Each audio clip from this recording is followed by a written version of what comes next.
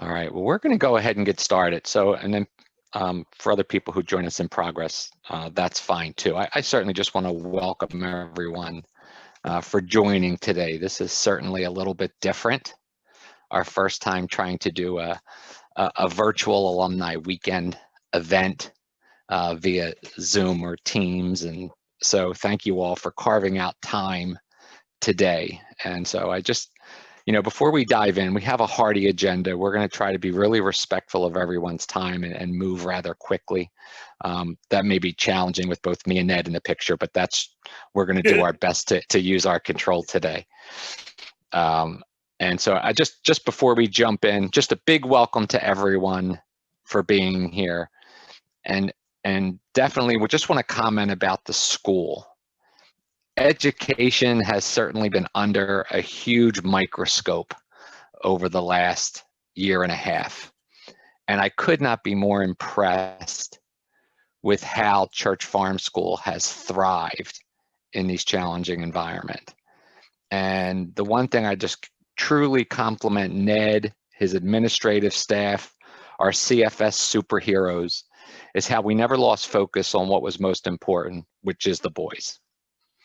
And so truly commendable. And for the team that's on here today, all fully aware that, when there's a thrust of change like we've all experienced, most change programs are not successful, most. And I think why it's been so successful at Church Farm School is because Ned has done just an incredible job leaning on communication to keep everyone connected to what we're doing.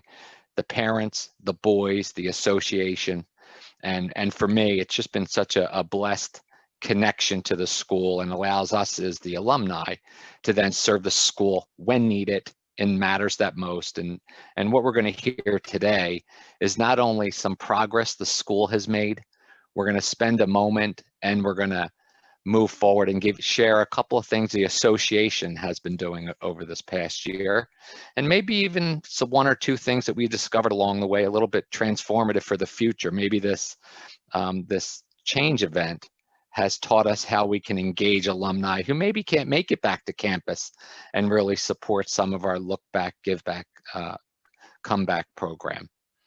And then of course, the highlight of today is what we do is acknowledge and appreciate each other for just some amazing work that's going on. So we have some awards, which really just a celebration of individuals in our community doing really special things, not just here, but in the world. And so it's great for us to take a moment and celebrate the brotherhood and special people. So with that, Steph, now we could pull up the presentation.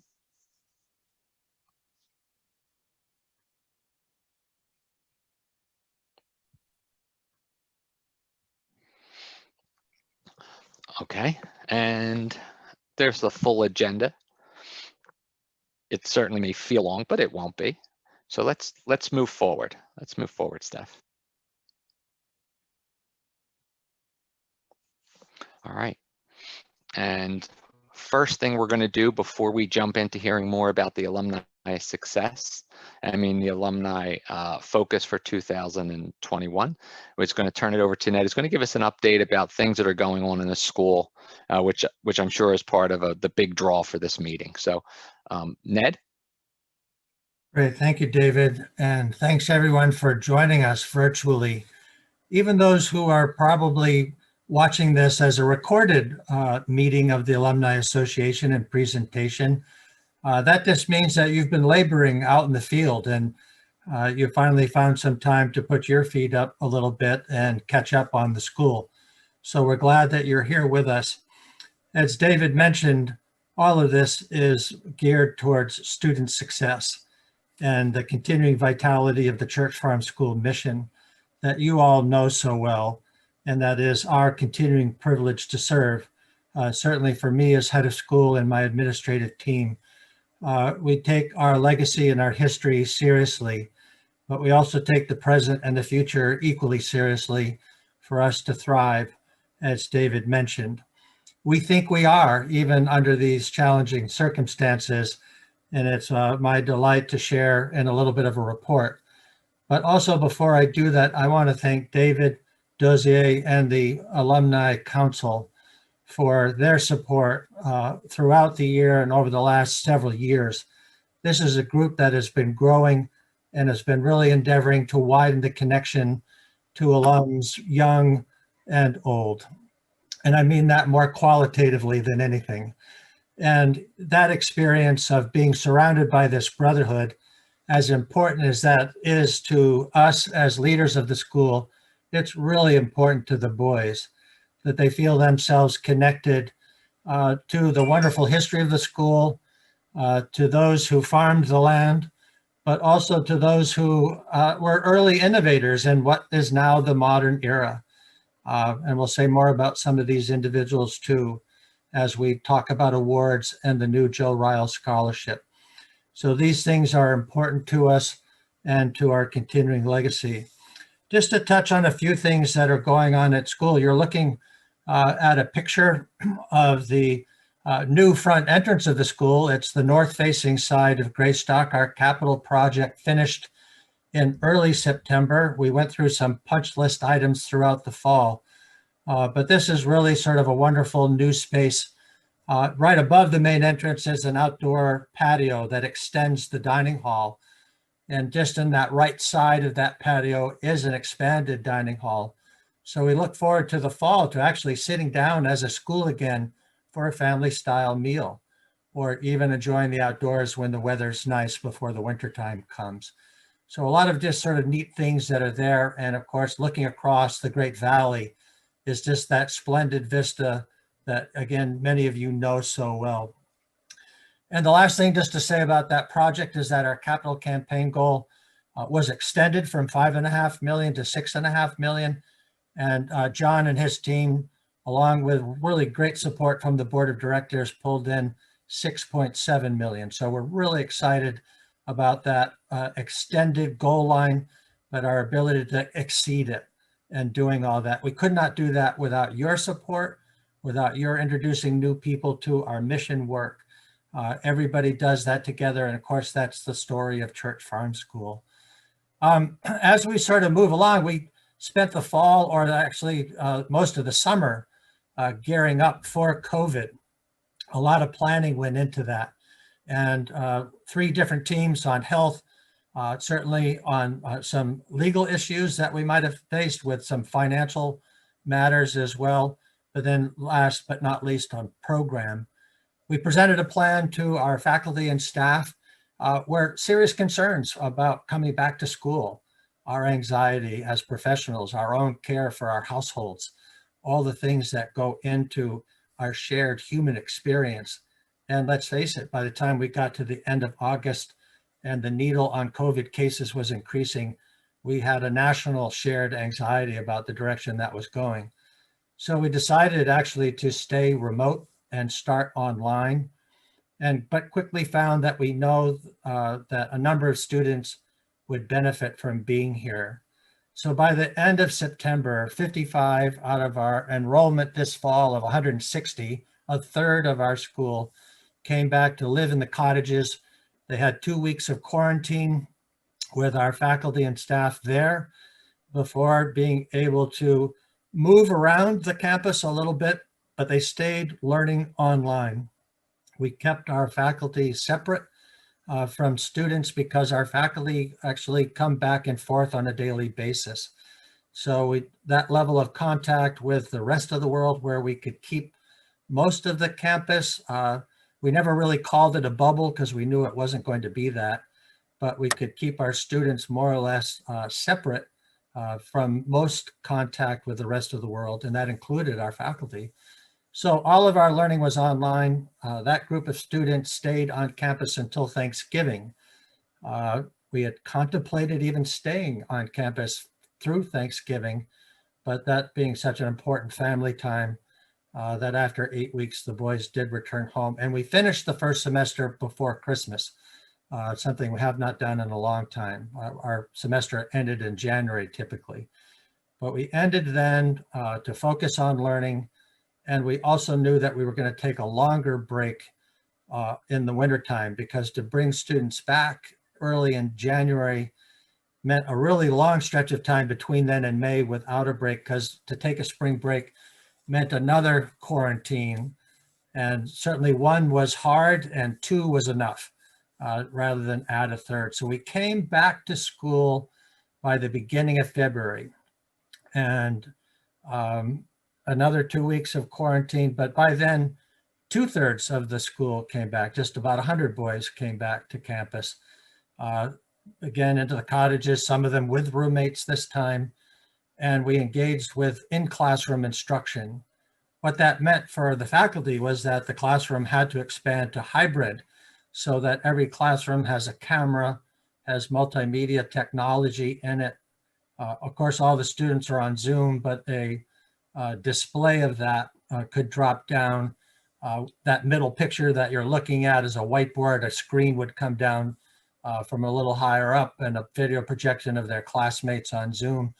So that teachers were really, as I like to describe it, becoming real symphony conductors. A lot of different pieces, a lot of different parts in different places, each demanding their own attention. And then to keep that in harmonious order was a huge task for our teachers. We supported them with a lot of professional development in August and again in January.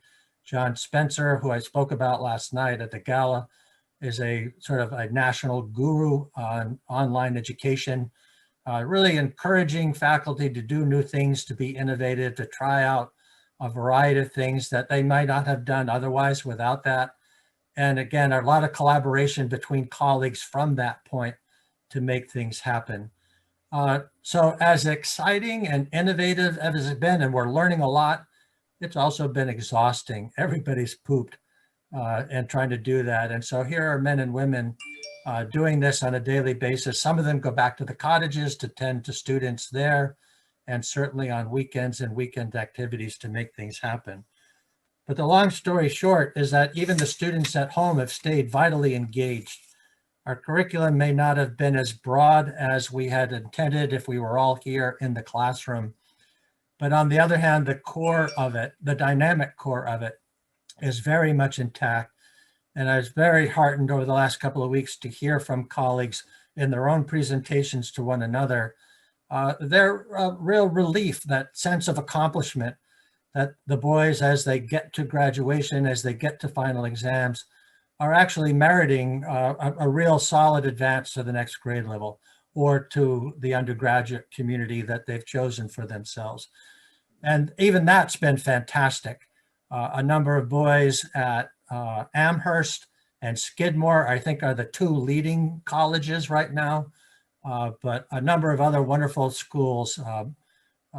You heard Oscar last night, if you tuned in, talk about Bowdoin and sort of his excitement there. But if you look at these college lists, there's a wonderful variety that suits a different personality, a variety of interests and styles, increasing numbers of boys heading towards technology colleges and universities.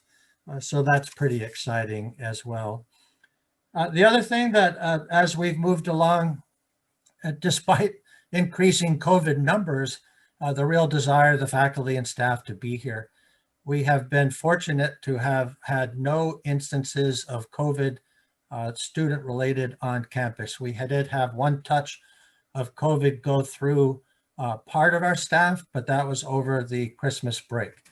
And so we really stayed very much intact with our protocols, and we've done that. And today, 80% of the faculty and staff are vaccinated.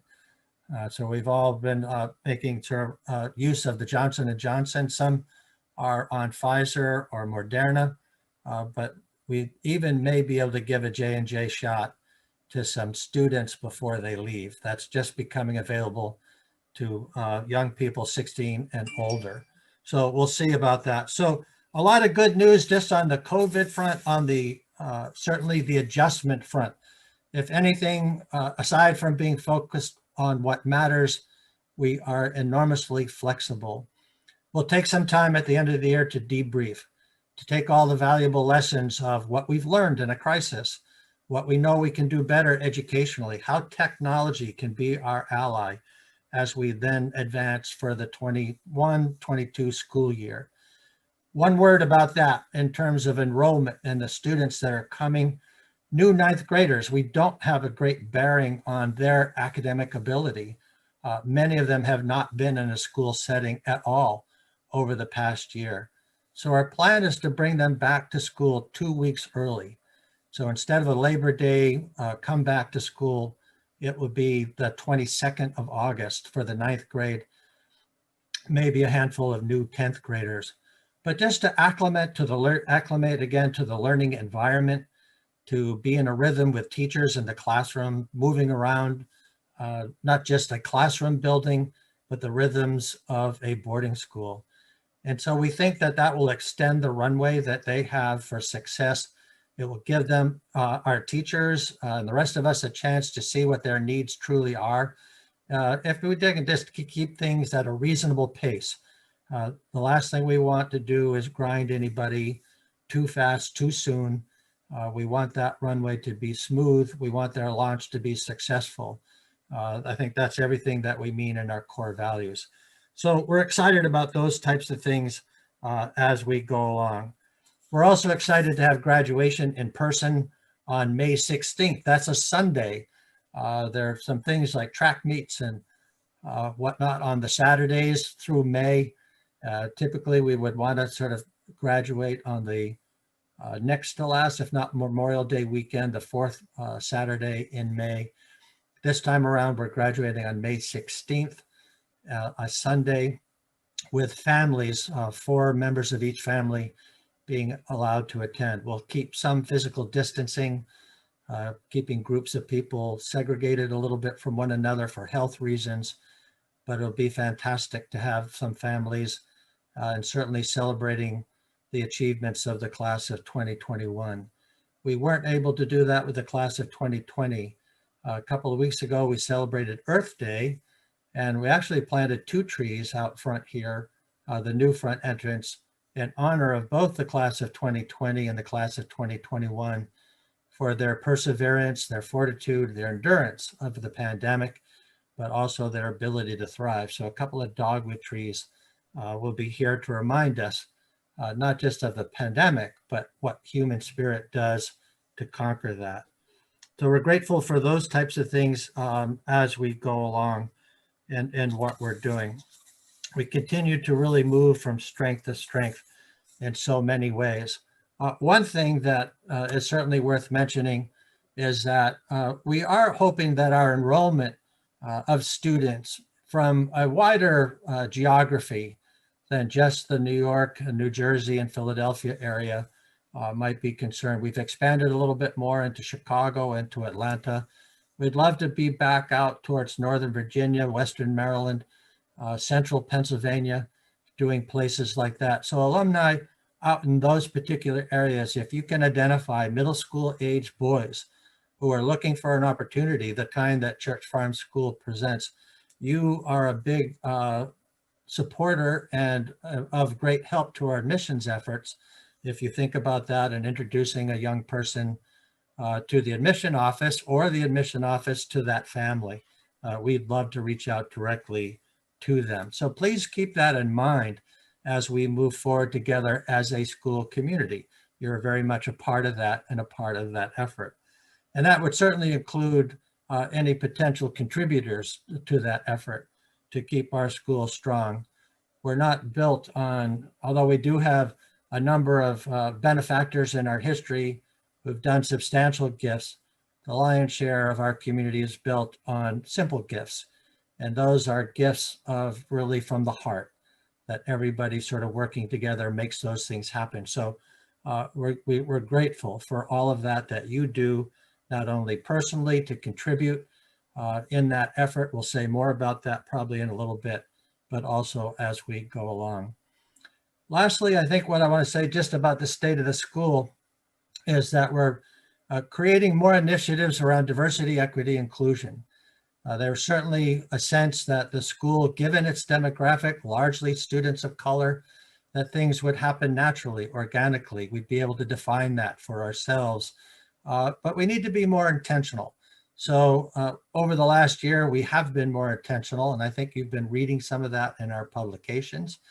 And I think the boys themselves have taken that to heart, their own voice, their own witness to the best of our shared culture and their place in it is a remarkable voice that is certainly playing out in the throes of our society and how that continues to work. I think of my own childhood and certainly a witness to what Martin Luther King Jr. was doing. And the night before he was assassinated, I think a lot of people understand and have relived that speech that he gives. But he's in Memphis, really working with a community underpaid, underserved, in many ways just sort of taken for granted. And on their placards is just the simple sign of the simple statement that we all share, and that is, I am a man. And this the important moral imperative that faith communities and others, again, began to pick up on and try to sort of move us forward. And today's version of that is the simple statement, Black Lives Matter. In some places that's been politicized, but certainly as a moral imperative, our students and a number of our staff certainly see that as a witness in faith to what we say in our baptismal covenant, a respect for the dignity of every human being. So we are very much in conversation about these things as we prepare our young men for a future of service. And it's interesting that you speak to them, or we speak to them and say, well, how about a career in law enforcement? How about a career in the judiciary or in the law? And, you know, at first they might say, well, I wouldn't do that given what's going on today. But again, a young mind begins to turn that over as he thinks about that, and then begins to see himself as a witness to this positivity about where any of these particular sort of social movements and the imperatives behind them are leading us towards a greater sense of shared justice, shared opportunity. And I'd like to say to the community that if there's any witness to a result or reaching for goals that Black Lives Matter and all that that represents, you'd be hard pressed to find a better example in education than Church Farm School.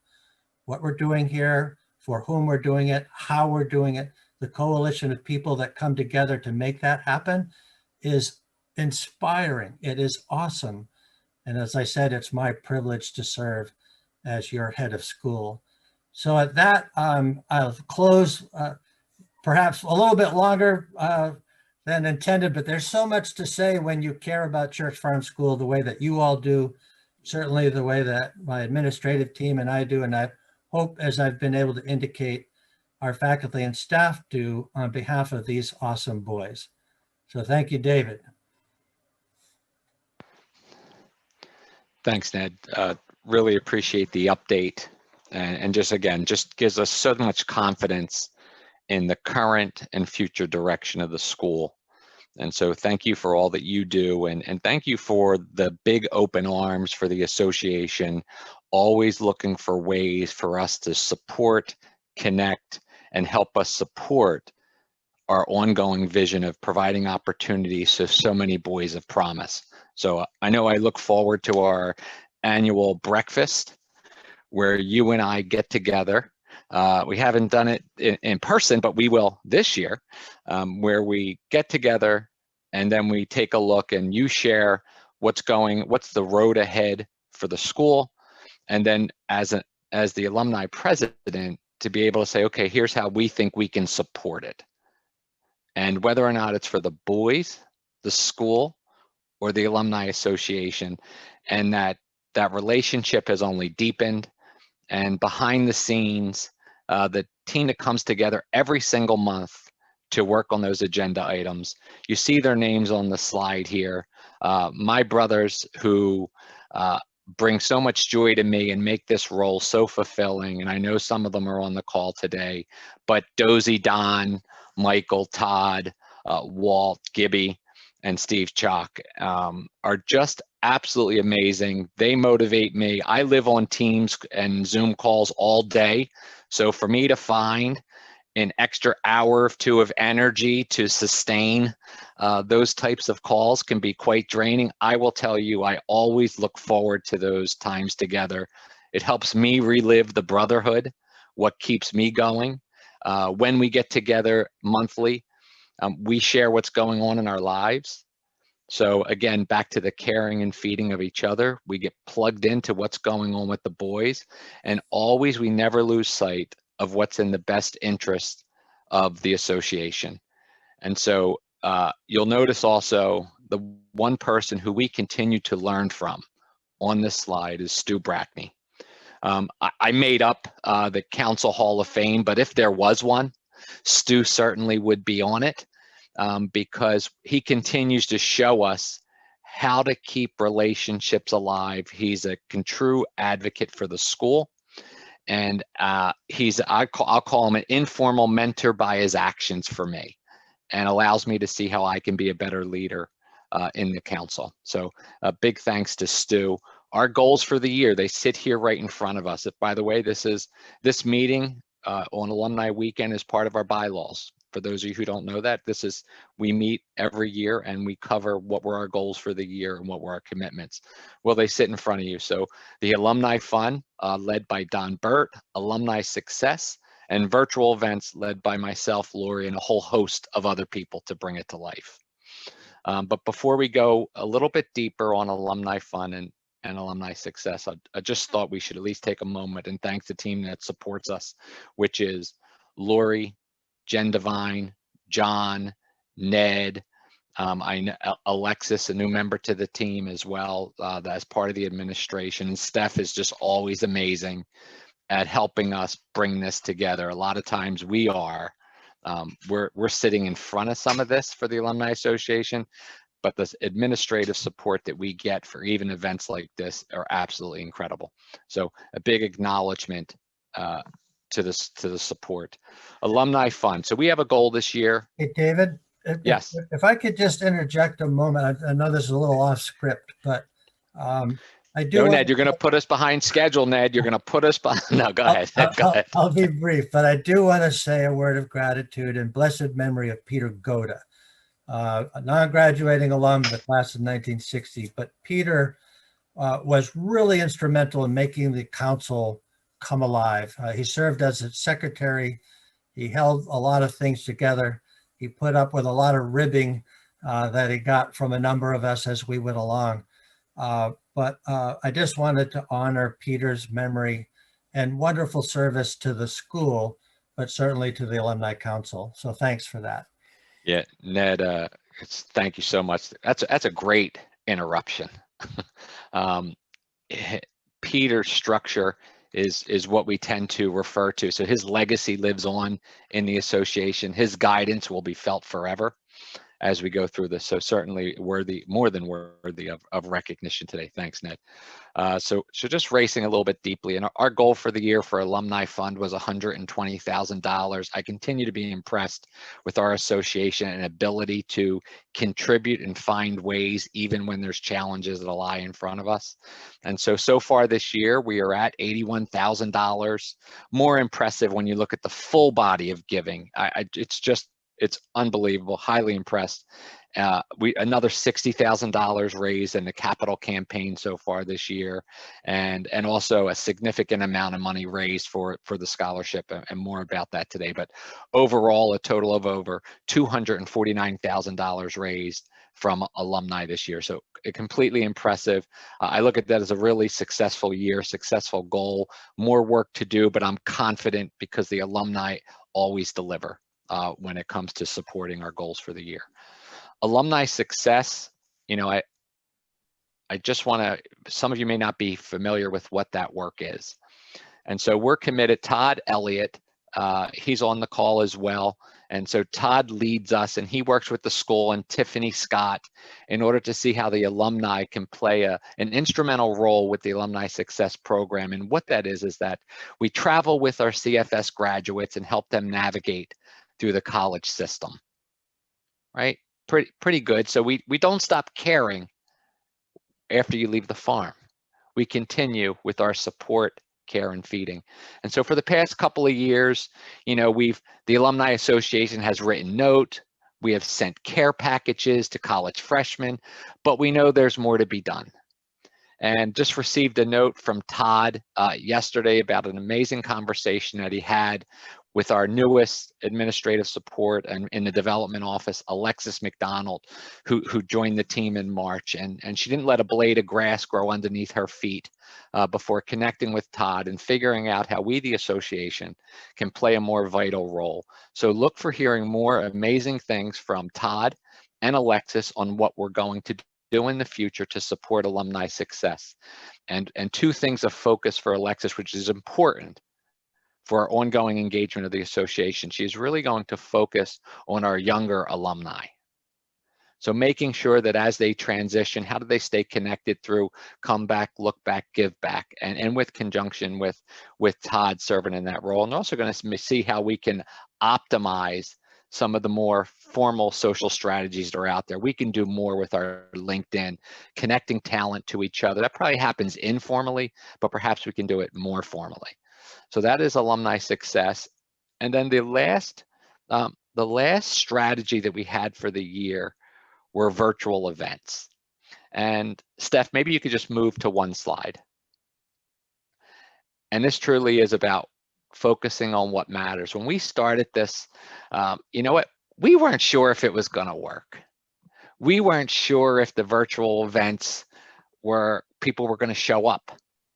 Well, guess what? They showed up. And people came together to see the brotherhood, to see former teachers, former coaches, former current choir director, in order to come together. And if you attended, many on this call today have attended these events, and it really just the energy. They could have went on. The 2 hours went so quick. In fact, you had to turn it off because it went on forever. But we learned something from it. We learned a lot from this event that not everyone can bring their feet to Lancaster Avenue. And guess what? We absolutely can create events where people come together, bring our brothers near and far through the use of these virtual events. So we have an insight from it. We know it worked. And so how do we layer that into our future strategies? Here's just a few pictures. By the way, if you're wondering, we had over 174 attendees for our Zoom sessions. 174. By the way, we usually average on alumni weekend about between 100 and 125. So interesting. Something worked there. People coming and joining from across the country, across the globe, which was really powerful. So those events were amazing, high energy, and the school teachers who supported it, they're really masterful in their facilitation and engagement. So really, really well done. I have one or two quotes from two of the team members who actually attended. And so I'm just going to read those quickly and then I'll move us along here. So we have from Chris Clark, class of '84. Being far away from Exton, I don't often get a chance to connect with CFS at the regularly scheduled alumni events. It was great to talk to my CFS brothers and see formal faculty at the 80s and 90s virtual reunion. I also appreciated getting an update on what's going on at the school. I hope we'll have similar events in the future. Nice little tell for what we should be focused on. And then one more, which was from Nathan from 2013. The Zoom Alumni Choir Reunion exemplified how our time in the choir and the musical leadership of Mr. Guest has had an impact on our lives. Although we are all in different walks of life, our conversations on participating in alumni choir concert or singing "The Lord's Bless You and Keep You" brought us back to CFS, cherishing the years of brotherhood and camaraderie. So just, again, two of many quotes of how successful this was. You're going to hear more about that in the future. So if you want to move on. All right. And I think at this point, I am going to turn it back over to Ned, who's going to walk us through the celebration of some of our team members. So thank you for the time, and here you go, Ned. Thanks again, David.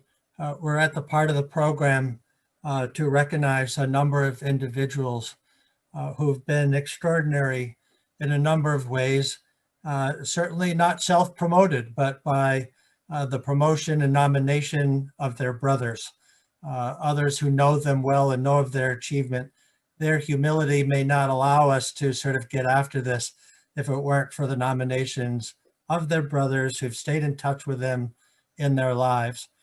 And the first award that we have to offer this afternoon is the Alumni Achievement Award, a relatively new award here at the school.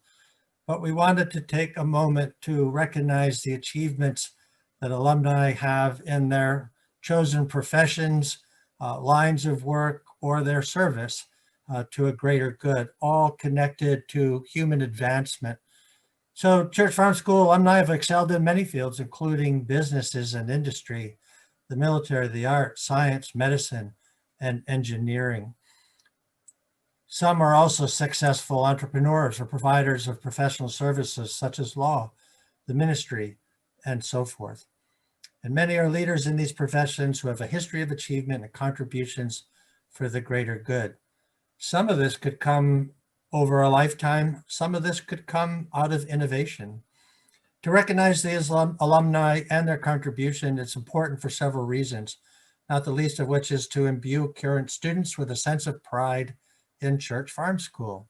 The school seeks to honor these distinguished alumni by creating the Alumni Achievement Award to recognize those Church Farm School alumni whose accomplishments in their professions and lives are significant and praiseworthy.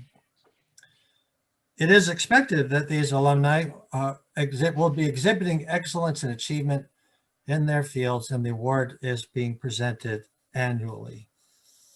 And so at that, I'm going to turn it over to the nominator of this year's Alumni Achievement Award winner, to Walt Smith.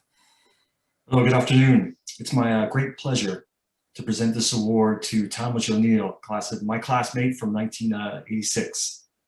We've had a couple of alumni of them very well when they've left since graduated Church Farm School, and two of them are in the Athletic Hall of Honor. But even Talmadge has had, I think, some of the greatest achievements of our class and of the alumni. So after graduating Virginia with an MBA, Talmadge began his career at Boston Consulting Group. From there, I think some stints in the BCG office in Europe, Talmadge moved back to California and took a job at a startup called GoTo.com, where he was the number 12 employee in a vice president role. At the same time, him and his colleague decided to start a small company called Mesomedia. And they worked on nights and weekends, kind of building that business. And then it started to prove that it was a path forward for them. So they both left GoTo.com and focused full-time on Mesomedia. I think within a few years, the company was doing over 100 million in revenue with about 10 offices around the world, at which point Talmadge and his co-founder sold the business to Value Click for about 300 million. I'm not sharing inside secrets here, it's all public information. Since then, Talmadge has continued his serial entrepreneurial spirit and investor interest. He's invested in several companies, and he started a couple other companies, including his most recent venture, which is called Juvo Plus, which I think is a top 10 Amazon seller, and Inc. magazine named it one of the fastest growing companies in America. So I'll pause there and also want to mention something more important. Talmadge has done a great thing for Church Farm School. I mean, he's led 2 alumni challenges where he's matched donations, and I think it drove alumni giving. And I think if we look back, it's probably the most successful alumni giving campaigns we've had at the school over the last since I left Church Farm School. And I think it was very generous of Talmadge to do that, and it really spurred alumni. We had I think 40% giving rates, and raised a couple $100 grand, which I think is huge. So with that, it's my quick speech. I will hand it back to Ned to show the award, and then Talmadge, please say a few words. So Talmadge, on behalf of Church Farm School, it's my pleasure to award you this wonderful, handsome desktop. It actually weighs a ton. so you can do some weightlifting in your spare time with this as well. But for the 2021 Alumni Achievement Award to Mr. Talmadge O'Neill, in grateful appreciation from a very grateful school. Congratulations, Talmadge.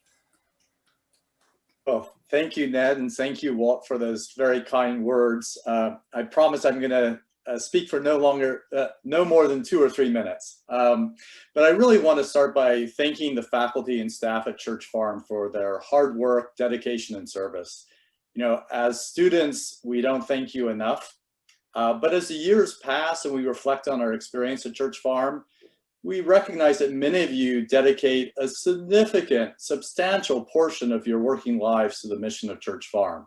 That is to provide young men with academic ability and good character, regardless of financial capability, a high quality college preparatory education. And I really thank you.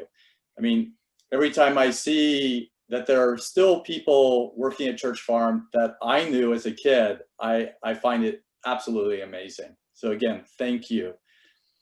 So as I think more about philanthropy, there are several causes that I think are very important to invest in. You know, my portfolio includes, you know, poverty alleviation in the US. I mean, why should we have poverty in one of the richest countries in the world? Social justice, which obviously has been in the news, the environment and climate change, and education. Why education? I want everybody, regardless of background, to have an equal opportunity to build a better life through hard work and determination. And therefore, I strongly support the Church Farm School mission to provide this high quality education to students of great character and academic potential, regardless of their capability to pay or their parents' capability to pay, because I believe that education can help unlock the barriers to upward mobility. So Church Farm, you know, I donate to a number of schools, but Church Farm is the most important donation I can make, partly because the younger you get people, the more impact you can have. So I'm very proud to have been a student. I also am very proud to contribute and hope to do a lot more. Last, I want to finish with a little story that I hope some of you will find fun. My start in entrepreneurship, and I haven't really told this story before, started at Church Farm in 9th grade. So my roommate, Randy Giles, asked me to join him in selling pizza on campus. So we would order pizza pies after dinner for about $5 or $6 from a pizza joint down in Exton. And then we would go around campus selling slices. Cheese pizza was $1, pepperoni was $1.25. So you can see we had a margin. And if we had leftover inventory at the end of the night, we could just eat it. And this is before the quality of food in the cafeteria got much better. So every school night, you know, I would take one side of the campus and Randy would take the other side. And that semester, we learned 3 very important lessons. The first was we very quickly had competition when people realized there was money to be made. And so the vehicle would come with the pizza pies and we'd all rush off. And you have to know your customers.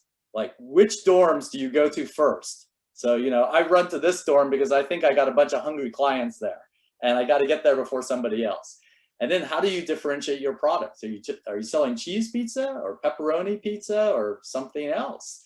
And then the second thing we learned is there were some students that were willing to pay for the crusts that other students left behind.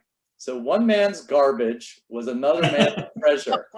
And I believe these crusts would go for 25 cents. Oh, so, but perhaps most importantly, we learned the value of cash. So some students didn't have money at the time that they wanted the pizza, but they were gonna get it next weekend.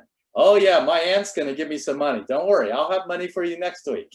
So we accepted a lot of IOUs. In fact, it got to be about 150 bucks.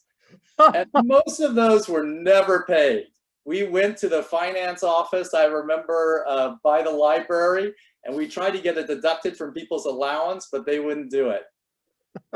So, if you are a student out there who owes Randy or me some money from 1982, and you know who you are, I ask you to take that debt, add interest, let's say multiply that by 50, and donate it to Church Farm in the name of Randy Giles, class of 1986.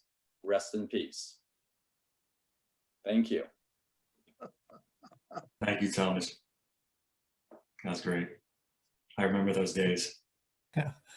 Thank you, Talmadge, so much. And thank you, Walt, for nominating Talmadge and for really sort of being part of the evolution of the council yourself.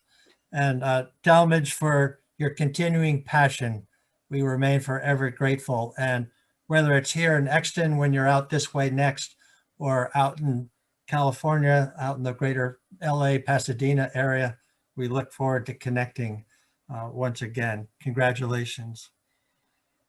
Our second award is the Newt Disney Service Award. And just before I read this, I just want to say it's a personal privilege to have gotten to know Newt Disney personally before he passed. The wonderful connections of a former student and yet one who came back to contribute to the school.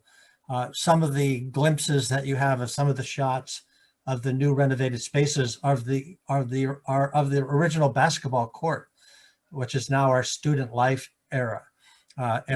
And it's just a wonderful thing. And our winner has, our award winner today has some history, laid down some history on that court in a number of places. We might hear about some of that in a moment. But the award is given to an individual who, by his or her actions and dedication to the mission of Church Farm School, has served the school and its students in a significant and committed manner. This individual would have provided the service humbly and to the best of their ability, without expectation of recognition or reward, but with only the wish that in some way they might give back and make a difference in the life of a young man, either here at the school or in life in general. Newton Diz Disney was a 1948 graduate of Church Farm School. Born in York, Pennsylvania, Newt spent his formative years at Church Farm School as an all-around athlete who played basketball, football, and competed in track and field. He returned to campus in 1957 to coach basketball and led the team to back-to-back KSAC championships in 61-62 and 62-63. He was also a nurse anesthetist for more than 40 years and a successful hospital administrator. Talk about somebody who puts a lot of use about everything you learn on the farm to creative ways. As a community member, he gave of his time, energy, and fortune without reservation or expectation of reward to organizations he believed in. The AANA, the Boy Scouts of America, Troop 211, St. Philip's in the Hills Episcopal Church in Tucson, and Church Farm School. Newt passed away on September 24th, 2013 from complications from Parkinson's disease. If Newt gave everything he had, he gave the gift of time to so many. And we're happy then to turn over, I'm happy to turn over the microphone and actually the video camera to Laurie Mcdermott to present this year's award winner. Thank you, Laurie, for nominating our recipient. Well, thank you, Ned. And I have to say that is going to be a hard act to follow between Walt and Talmadge. But as many of you know, Newt Disney was an incredible alumnus who gave of his time, talent, and treasure to Church Farm School and to the community.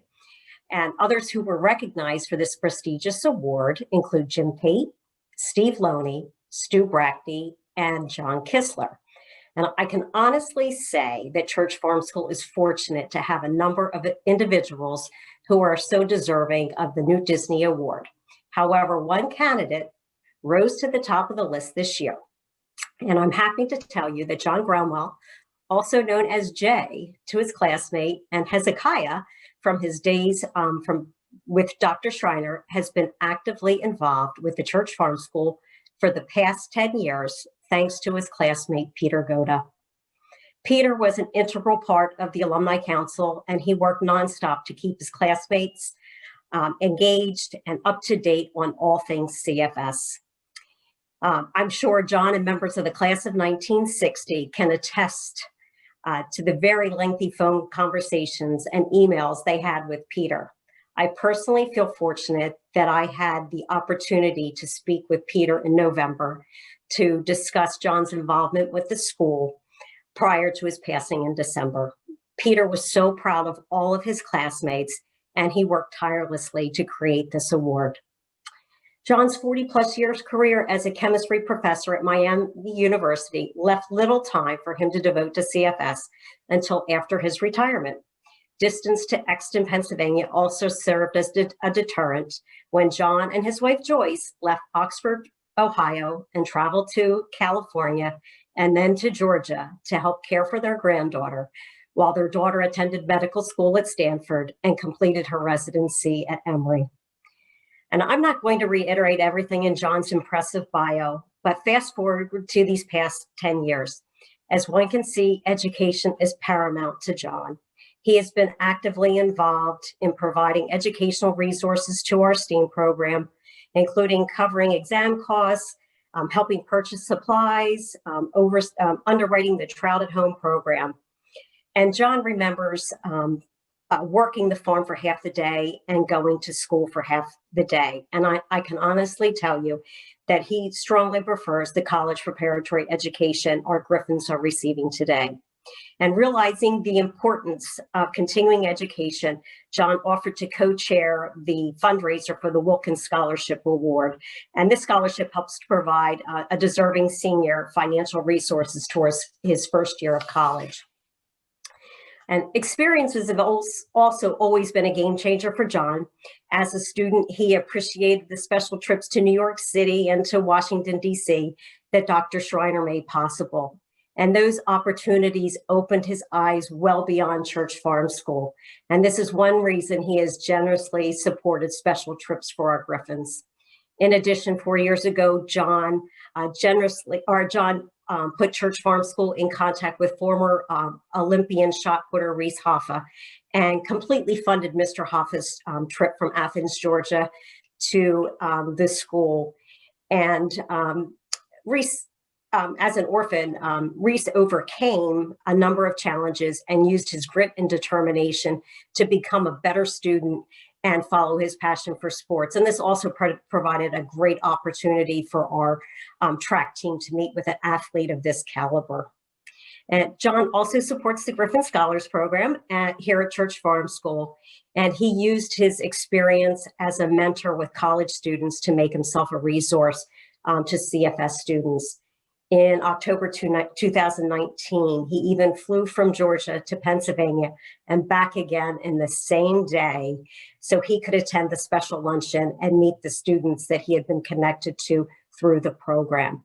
That certainly goes well above the call of duty to do something like that. And as a professor emeritus, John wrote a college recommendation for one of his Griffin scholars this past fall as well. These are just a few examples of the way John continues to give back to Church Farm School. He does these things unassumingly and for the goodness of the students and the school. And in fact, John commented to me that Peter Goda would have been the most deserving recipient of this prestigious award. And it seems this award has really come full circle. Many of you may not know that Newt was John's basketball coach during his time here at Church Farm School. Newt helped him to grow, to be a better player, but more importantly, a better person. And I have no doubt that Newt is smiling down as I present this next recipient of the Newton R. Disney Service Award to Dr. John R. Grunwell III. Congratulations, John. Thank you.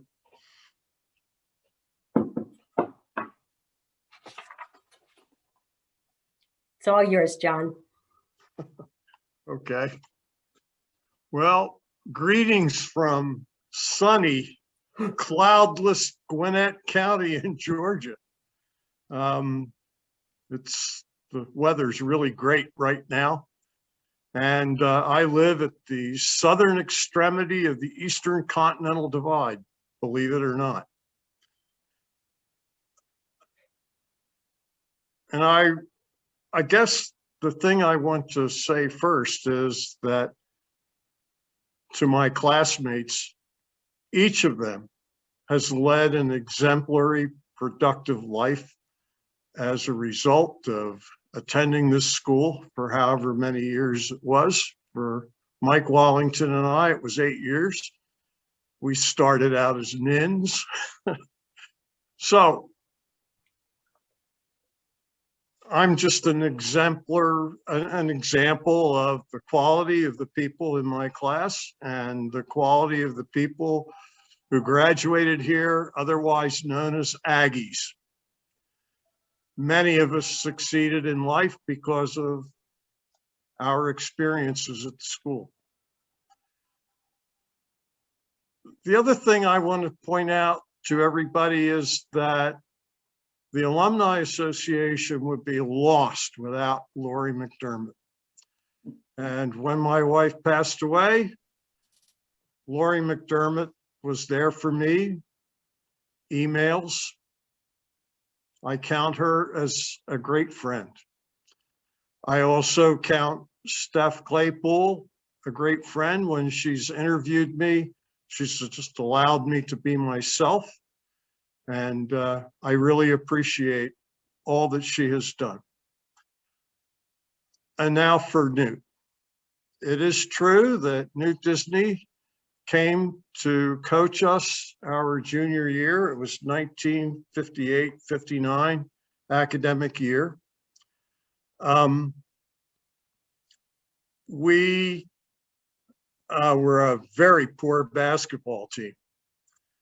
And of course, I expected perfection from the referee, so I was always giving him a hard time. Early in that season, Newt took me out of the game, sat my butt down next to him, and he chewed me out. He just said, "You need to play basketball and let the referee do his job." And I took that to heart, because later on in the season, we were playing Girard College, and I picked up 4 pretty quick fouls in the first half. And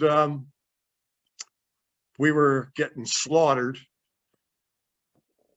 And I picked up my pace in the second half, and I managed to stay out of foul trouble until somewhere in the fourth quarter. I went to steal the ball off a Girard kid, and I clocked him right over the wrist. You could hear it all over the gym. The referee swallowed his whistle. What I didn't know was my mother, for the only time, was in the stands watching me play. It's a shame she didn't get to watch me play senior year when I was really good.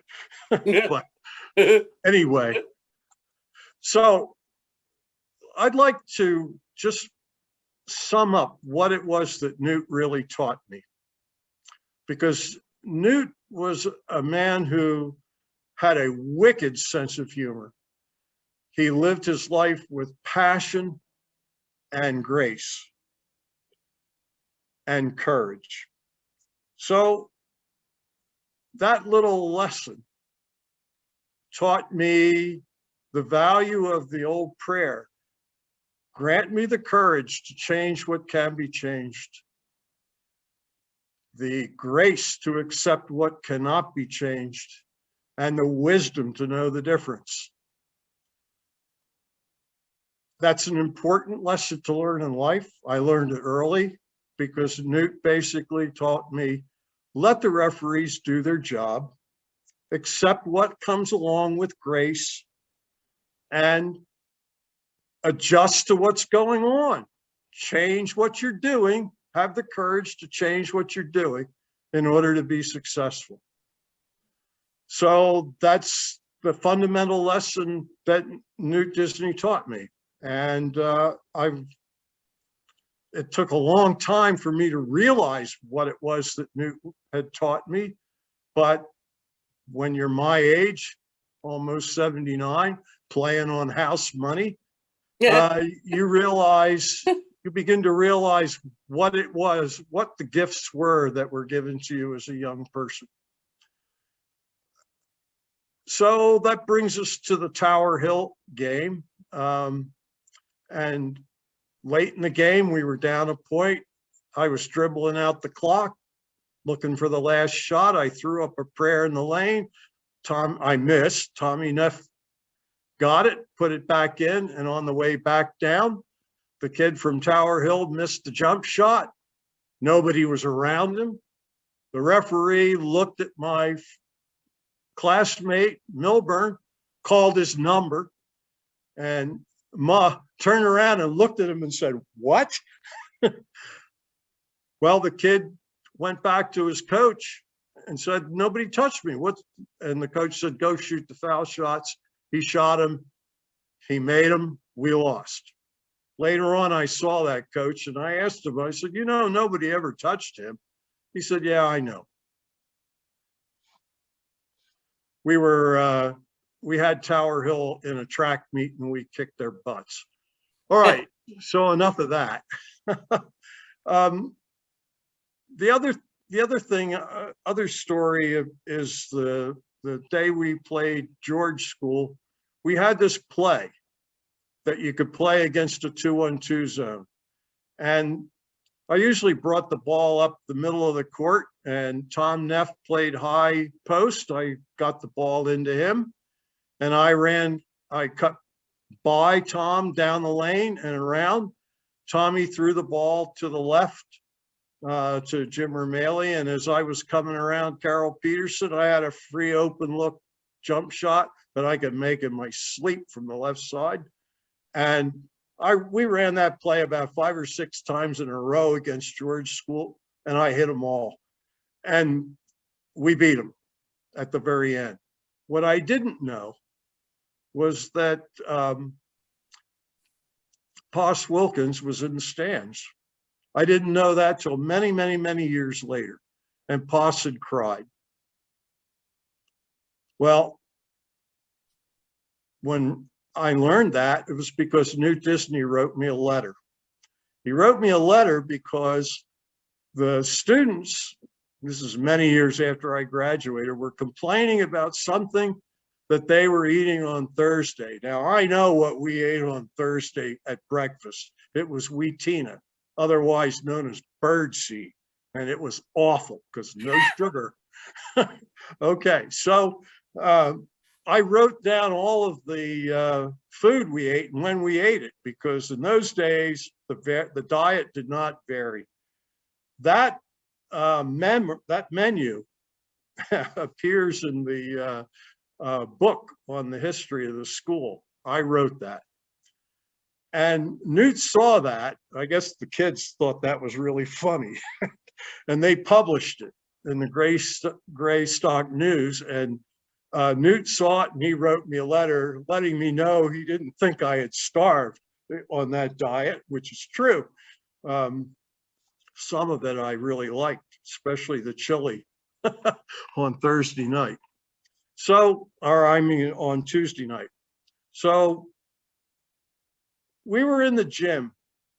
This was the end of junior year, waiting for a track picture. And like always, being in the gym, if there's a ball, John picked it up and started playing. And Poss barked at me across the gym, from across the gym. And I muttered something I shouldn't have. But just as I muttered it, the gym got really quiet. And I found out I could really project my voice. He was in my face. Oh, it was awful. All right. So what was on the line, of course, was senior year. We were supposed to get a second year of chemistry. And I was sure, after I'd said what I said, that Poss was going to renege, but he didn't. I kind of know why Poss was crying. I kind of know. So I wasn't going to tell that story, but I'm kind of glad I did. I did apologize to him. And I mean, I was out of line, no question. So Newt Disney had a profound effect on my life. And so I accept the award on behalf of all the alumni who have led lives more productive and more exemplary than mine, who have been of great service.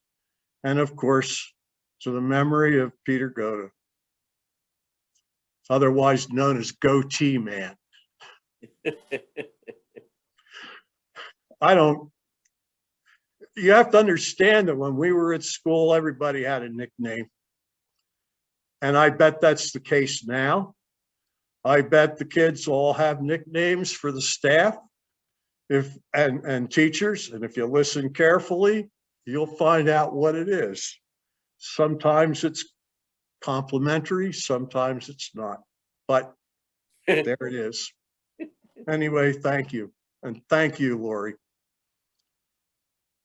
John, thank you so much. And thank you for that segue about nicknames for various people to the head of school. I think that's just something I'm going to have to ponder a little bit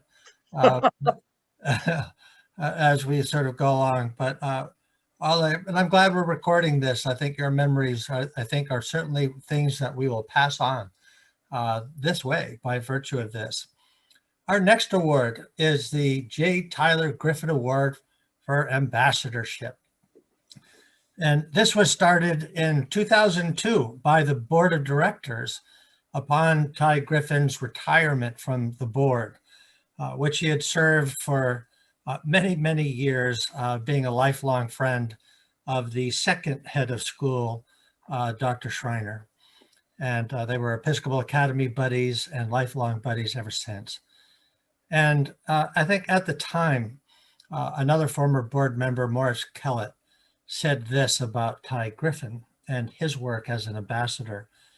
Not long after he graduated from Princeton in 1944, Ty was asked to join the board of directors by Colonel Schreiner, undoubtedly at the urging of Charlie Schreiner, Ty's Episcopal Academy classmate and close friend.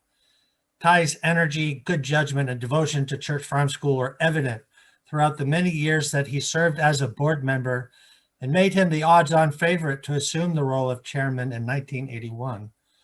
From then on, Ty's leadership ability became increasingly apparent as he led the board and individual members to assume an increased role of responsibility in the governance of the school. He served as chairman of the board with distinction until he retired. Ty was fond of recalling a conversation, and actually he told me this personally, a conversation with the colonel in the early days of his board membership that focused on the school's accumulation of farmland that eventually totaled over 1,800 acres. In their talk, the colonel urged Ty to look at the school's future and the need to plan to achieve what was the founder's vision. The sweep of land then used to grow crops would, said the colonel, become the financial base to support the school's growth. Much later in the 1970s, Ty led the planning and successful accomplishment of a series of land sales that enabled the school to offer and continue offering an outstanding education and growth experience to boys whose families cannot afford such an opportunity. Ty supported the school in many ways in addition to his board leadership. He gave generously of his time, supporting 3 generations of Schreiner leadership, and was a tireless advocate for the advancement of Church Farm School. In extraordinary ways, Tyler Griffin and others around him became instruments of what Colonel Schreiner described as God's will, and they saw themselves as such. With care and commitment, Ty Griffin personally contributed over $2 million to the Church Farm School's mission. He helped build and advance the wonderful school we know today. He left us an indelible legacy of service, and to one to which we rightly look forward to adding our part and recognizing on an annual basis those whose extraordinary service measure up to the standard J. Tyler Griffin so unselfishly established. And so today we're honoring 2 wonderful people who didn't come to the school naturally by attending or sending a child here, or even through board membership, or just through family association. I've personally known Bruce Wilson before I got to know his wife, Mary, in my time at St. Mark's School, where Bruce is a distinguished alumnus. But Bruce, more than that, is also a distinguished person of faith in the Episcopal Church that really grounds his passion for people, the strengthening of his relationships, and his outlook for others, particularly students. Bruce is a major supporter of a global education institute, which Church Farm School is a part of, not only internationally, but also at the school. And over the last number of years prior to COVID, he's been sending 4 Church Farm School students to attend that program in Massachusetts every summer. So Bruce's outlook on young people then began to expand here into school life.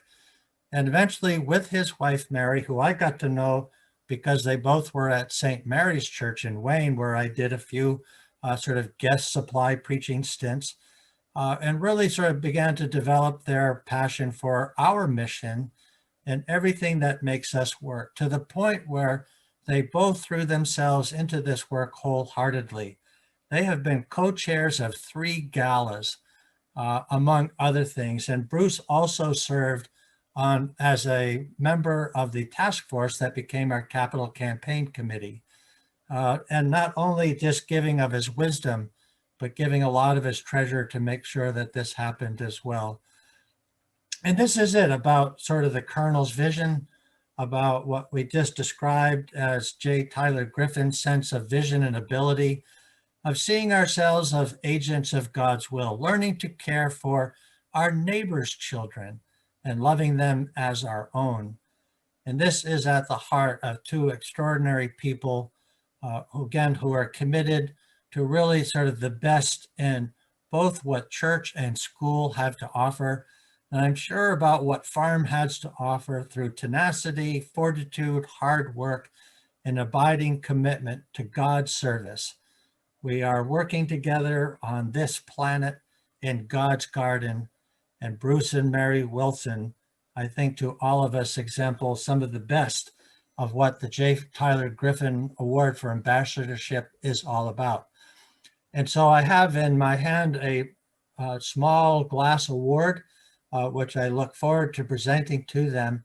And in addition to that, of course, for those of you who are Princeton graduates, will notice Bruce's jacket in this picture, which he has worn to a number of galas. I was not a Yale undergraduate, but as a Yale graduate student, I have a certain envy of that Princeton combination of orange and black. But there may be some other graduates of not only the Ivies, but other schools where these blazers are important. And so a maroon Church Farm School blazer is being awarded to both Bruce and Mary, that they can wear proudly, not only at Church Farm School events, but around the house and in the neighborhood when they go grocery shopping. So everyone can say, what a snappy couple. And they can quickly engage in a dialogue about Church Farm School and everything we do. But Bruce and Mary, thank you for sharing your love and affection for other people with us, and especially for the students of Church Farm School. Congratulations.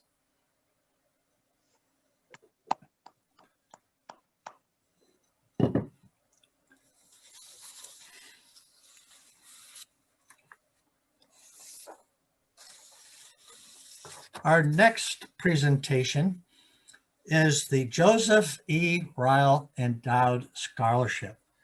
This is really exciting and it's brand new. And I can also say that it's a privilege to know Joe, not as so many of as you do, as a colleague, as a teacher, as a mentor and friend, but certainly as a friend and mentor with his wisdom as I joined the Church Farm School community. But I also know that a number of people on our call today have been instrumental in wanting to do something as an alumni association for students, but in recognition of this wonderful legacy of mentorship that Joe and others have left for them and in their lives as part of Church Farm School. Every community has those members who dedicate their lives to its betterment. And Church Farm School is blessed to have several, but one of these is certainly Joseph E. Ryle, who began his Church Farm School career in September of 1965 and did not retire until June of 2008. He made an indelible impression on so many. CFS students and faculty alike. And so a group of alumni were inspired by Joe's commitment to the school that they were compelled to take action by committing challenge gifts to establish the Church Farm School's first ever named Endowed Scholarship. And the scholarship will be awarded yearly to a deserving student.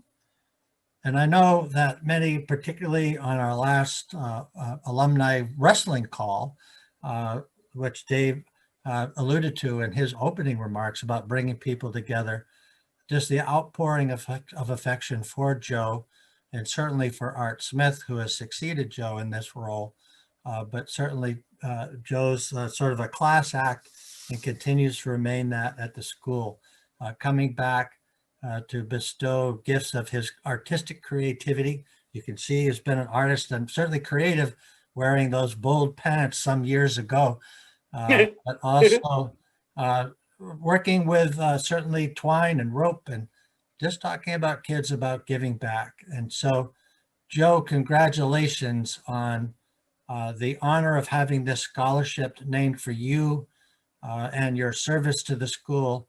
And what will happen was that a student will know that part of their academic support, part of their support of being here will be tied to you and your legacy at the school. Congratulations, Joe.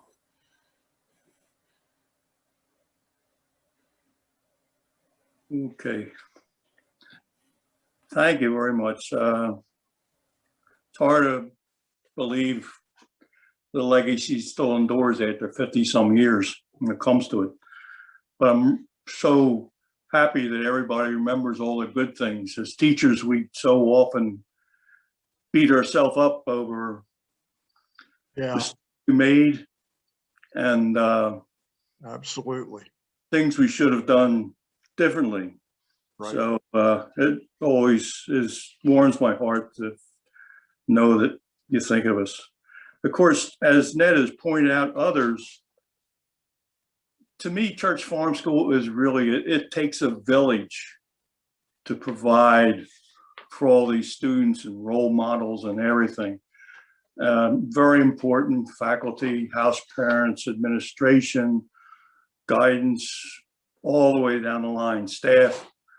But also there's some others that often we don't talk about, like spouses, or spouses that are involved so much with the advisee program and pageant. And I've known some who have actually helped tutor some fellows too.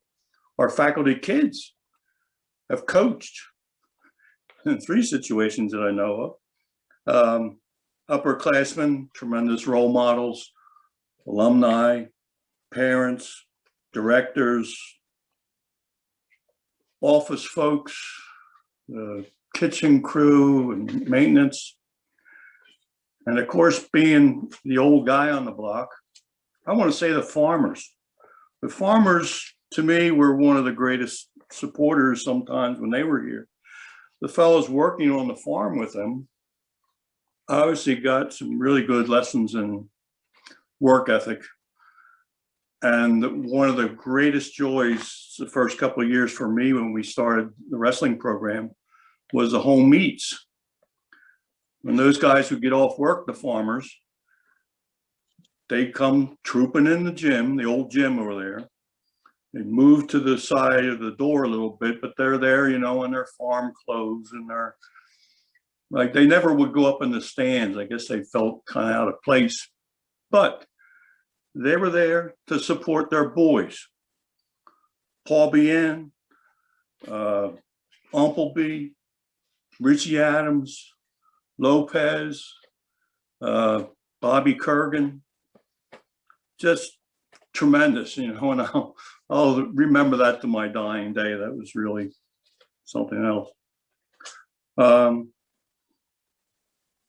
last thing then, of course, I want to thank Dale and Steve especially for, as John Lewis, the great civil rights icon, had said, making good trouble. How they ever came up with this idea of doing it and have the ambition and, you know, and all the other alumni who helped out in finances. I know I'm going to have to contribute to it too. But it's a great thing to know that we're going to use this to help another student, another young man, and I haven't given up on it. It might be another young woman someday, but get out there into the world and give them a little bit of an advantage.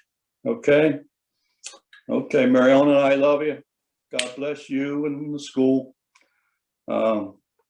Take good care of yourselves and those around you. Peace. Thank you, Joe. I'm going to turn it over to Dale and to Steve to say a few words as well. Thank you. Today, we are celebrating really another page in the history of the Church Farm School. You know, great leaders throughout time have had that innate ability to judge a person's character. Just as the Colonel saw in the character of Earl Wilkins, Poss, I'd forgotten he was called Poss until today. So Charlie Schreiner saw in his fellow Episcopal Academy alum, Jack Kistler, Charlie also saw in the man he would hire to build a wrestling program at Church Farm School from Ursinus College, Joe Ryle. Of course, this project began back in late February when Steve Marcus had a discussion with the development office about this named endowment in the name of Joe Ryle. And they in turn suggested he talk to alum Jim Gravely. And here comes the trouble, Joe. You know, anytime you involve Gravely, here's the troublemaker, who in turn said, Steve, you need to have this discussion with Dale Elks. And it's just like Gravely to lower the boom on somebody else when he gets painted in a corner. But on this case, when Steve and I talked, I said, absolutely, this is going to be doable. It's going to be, as the quote goes, many hands will make for light work. This leads us to today approaching, we're over $100,000 of a goal of $125,000 in only 6 weeks, which is astounding. Remarkable, it speaks to the impact Joe had on Church Farm School. If you have not done so now, go to the CFS alumni webpage and click donate today and put us over the top. Steve, it's yours. Dale, thank you for leaving or ending your speech with an ask, done like a true professional. I have to tell you, all of you are incredibly hard acts to follow. Talmadge, David, Joe, one of the most humblest individuals I've ever met. But Joe Ryle's had a profound influence on my life, even to this day. And with the utmost respect, I and the other alumni want to acknowledge his 40+ years of service to the Church Farm School community. Your dedication as an educator in and out of the classroom and on and off the wrestling mat.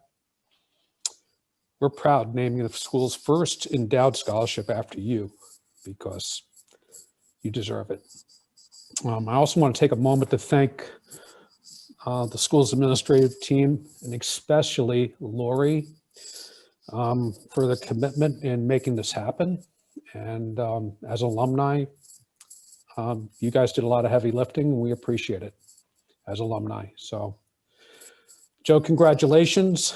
And I have to say, seeing those pictures that the school put up and you in the plaid pants, that's not what caught my eye. What caught my eye was your look. You said more without saying anything so many times and have been a great role model to me because I've learned that lesson in and out of boardrooms and trustee meetings. Sometimes what's not said is saying a lot. So I want to thank you for your work and your dedication to the school. And what we do is really nothing compared to what you have done. And I want to thank you personally. Thank all of you. Thanks so much, Steve, and congratulations to all of our recipients. Thank you to our nominators. And I just wanted to follow up, just wanted to let you know, please feel free to join in for the rest of the weekend. I know at 3 o'clock today, there's a young alumni social.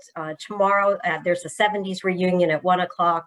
And then, of course, the choir performs at 5 o'clock tomorrow evening. But once again, congratulations to everyone. Thank you so much for everything. I mean, for me, this is my dream job. I just enjoy the relationships, and I couldn't be more proud of all of you. So thank you very much. And many thanks to David and the entire Alumni Association. I really, really appreciate it. And I'm going to close out now because I know we have another Zoom meeting ready to start in a half hour. So thanks again to everyone. And we will be mailing out your awards this week. So congratulations all. Thank you, everyone. Bye-bye. Thanks, everyone. Bye.